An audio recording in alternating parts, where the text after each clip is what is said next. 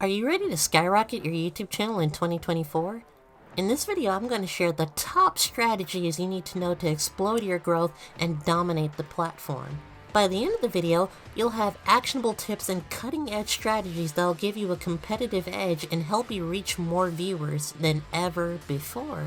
But before we dive in, make sure you click the like button and hit the notification bell so that you'll never miss out on another video from us with our latest tips and tricks. With that, let's get started and make 2024 your best year on YouTube yet. One point you will hear me beat to death on this channel is the fact that self-reflection can be really good. And I did a lot of this with a good friend of mine the other day, Alexia G from Aspirant Gaming. She has her own channel that I'll be linking down below called Ultimate Gamer Girl, and she came to me for some advice on starting a YouTube channel specifically within the gaming genre. And I was more than happy to help her out with this because I have had a lot of friends come to me about this, believe it or not, and I'm wanting to share a lot of this information with you all. Now, one of the first things that we talked about in our conversation was the myth that you have to upload daily in order to have consistency. You can be consistent without uploading daily, but let me expound upon this more in the conversation. But I had an uncle who's, would always say, it's like, you're trying to eat the elephant all at once. Get you a spoon, start small, take it one bite at a time. You don't have to post every day to have a successful YouTube channel, because the thing of it is right, people, back when YouTube advice was like a trending topic, people would go and tell you, it's like, well, you have to upload every day, it's consistency, and that's how you get ahead.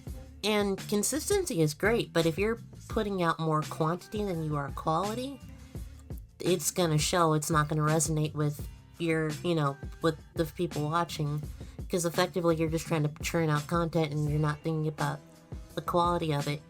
Yeah. Fast forward later into the conversation, we talked about VidIQ.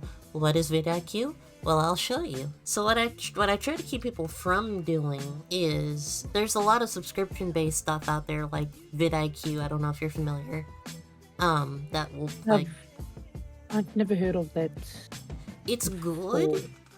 Yeah, it's a software, or I think it's like a browser extension more exactly, but that basically like gives you analytics, data, advice, all sorts of different things pertaining to your channel and other competitors within your niche market, whatever. It's good, but I would say don't use it as a crutch. If you have the money to throw at it, it's a good source because it's got a lot of like things to make, like AI. It's got like basically ChatGPT, but specified to your channel. It'll tell you what it thinks will do well for you and what won't, and that's a great asset. It also rates your thumbnails, rates your titles, like on a scale of like 1 to 100, 100 being great, like 1 being poor. Yeah. So those are all great tools, especially when you're starting out, but what the problem is with a tool like VidIQ when you're starting out, which I don't know where, like how many videos are you sitting at like currently on your channel? I've uploaded some videos on console, and I decided to move from console to PC because I wanted to do like, 5M and role playing. Right. So for I think more than 6 videos. The thing of it is, like, the first big thing I like, obviously we talked about like those resources like VidIQ and things like that or whatever. It's like those are helpful, but I was like, there's a lot of, I'd say there's probably a lot of money that goes into trying to make decent videos. It's not exactly cost effective, but you'll go on to learn that not much about being a content creator actually is. The most valuable asset you get out of VidIQ is the fact that they can crunch down the numbers and get you data analytics. You can do all of this yourself manually, but it's going to be a little bit more tough. But I think there is something to be said for the mental health problem of getting wrapped up in VidIQ's whole scheme of focus on likes and views and different things of that nature and making the coolest, most retention-grabbing video ever. And then you get bogged down and you get kind of burnt out and you lose focus of what you actually are making videos for. Hopefully because you're creative and you actually love doing it. I explore this a little bit more in the rest of our conversation. Another topic we talked about was retention editing and how it's become a little bit condescending to the viewer, but it seems to be fairly psychologically backed as a good way of increasing engagement and holding a viewer's attention.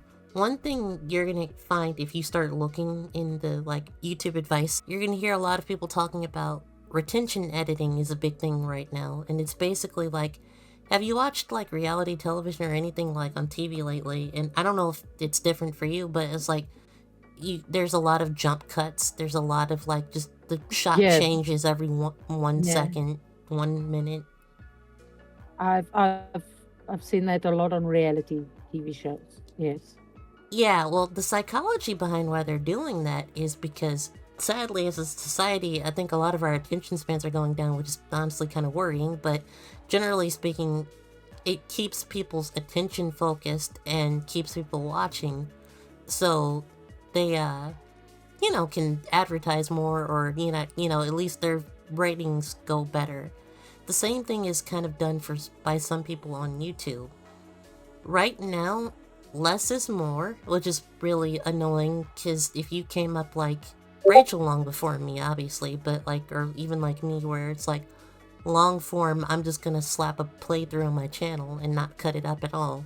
Like when that was the thing, it's really hard to get used to going from 30-minute videos being acceptable to now, if my videos go longer than 20, 15 probably sweet spot, but longer than 20, it's no bueno. You have to basically decide, am I going to shell out the money on an editing software or am I going to use somebody's freeware? DaVinci Resolve is a great free tool and probably can do about as much as Adobe Premiere can, within reason. You just have to know how to use it. Another thing we talked about was my last video with the bar fight. She said a lot without realizing what she was saying. She is being very kind and explaining why she likes the video, which please, please, please leave a comment down below if you ever do like my videos because it helps me to know what you guys like and what you don't like. But a lot of what she said had to do with the structure and packaging of the video itself. With you make the most, you are brilliant at what you do. And that video you did with the thing that happened in Vanilla Unicorn, that was I was impressed because of the way the introduction, and that like inspires me more to be your videos and Rachel's videos just Well, to that's put it out awesome. there for you. So It was decent content, right? But I pull like 1,000 views a video, and when I'm pulling like 200, it kind of speaks volumes. I'm not denying that it was a good video. I appreciate the fact that you liked it. So yeah, I mean that's kind of a prime example of the type of stuff I was talking about when I was talking about like retention editing, because nowadays everything is formatted. You have like those first 30 seconds to a minute to really get a viewer engaged with your video and actually think, oh, okay, this is something I want to watch or whatever, and am I gonna stick with it? The best thing you can do is before you even, it's ideal to do this before you even hit record, but obviously like in our case with 5M, right, it's hard to do. The 5M is so spontaneous, you can't, but if you have something you know what you're gonna do, like for example, I'm thinking about doing this scene tomorrow where this guy is a motivational speaker, but he doesn't realize that not everybody wants to hear it, so he's walking around giving like motivational speeches to random people at the bar. And that's something you can pre-plan for, like, okay, I'm gonna make the thumbnail in advance and I'm going to make like the title in advance. But that's not always going to be the case, and it's okay. I think a lot of people get it twisted. Often the hook in the intro can be the most crucial part. Planting curiosity gaps between what the viewer knows and wants to know is a very key tool to this whole thing. It's also crucial to actually have a personality that loves sharing creativity with your audience. This is something that she absolutely exudes. If you see in some of my videos, I love to entertain. I love to, while I'm playing the game, not everybody knows I'm a huge Star Trek fan. I love to play Star Trek online. So You'd fit I in love my to. friend group well. Sorry, go. Yeah, I'm a big Star Trek fan. So Creators sometimes, due to all of the effort that goes into making videos, can easily get burnt out or worry if they're performing to expectations. Sometimes it's good to just be yourself, relax, and enjoy the hang with your audience, and your content will be a lot more authentic. Yeah, no, I appreciate that, and honestly, I probably need to hear that because I do find myself wondering at first, like, you'll have those moments where it's like, am I interesting enough? Am I, like, or am I really, you know, Oh, you've got an awesome and channel. You're an amazing person. I'm sorry to interrupt you like that. Yeah. another great resource is ClickPilot. It allows you to look at your thumbnails in a little bit of a different way than usual. This is a website that lets you preview what your thumbnail would look like in the browser or what have you. I'm just gonna throw a random stream thumbnail. Did I already go past it? Wow. There it is. But it gives you the idea, like the perspective of what your viewers might see. Here we go. Yeah, this is the one I go to every time, because if I can make out what's on the thumbnail and have it stand out this far out, I know I'm solid. Because Wow. like That's this, impressive. yeah. And this isn't the best one, but like, this is a video that I thought about making a while back and I just haven't released yet. But I was like, okay, I need to make that text bigger because you're not going to be able to see it. So let's cover those 10 tangible tools that we talked about in the beginning for building channel growth in 2024. Number 10, get Adobe products or any editing software really early on. My recommendation would be DaVinci Resolve and Photopea if you're on a budget. Number 9, script. If you're going to be doing a talking video or even if you're going to have an intro, write a script. Number 8, come up with an idea for your video beforehand. If you can't help it, that's okay, but try to if you can. Number 7, if they don't click, they don't watch. Make a title and thumbnail first if you can, and make sure that it's something that people are going to want to see, click on, and enjoy. Number 6, always make sure the first few minutes of the video match the expectations set by the thumbnail. Number 5, do some friendly opposition research on other creators within your niche.